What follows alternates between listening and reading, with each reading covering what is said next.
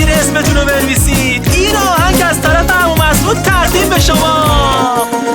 از امروز میتونم من اسممو بنویسم. ممنونم تو بهترینی معلم عزیزم. مدادم کو دفترم کو، مدادم کو دفترم کو، مدادم کو دفترم کو.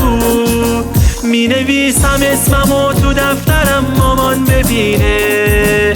می نویسم اسممو وای خدا جون چقدر شیرینه. بابایی بهم میگه 100 باری کلا.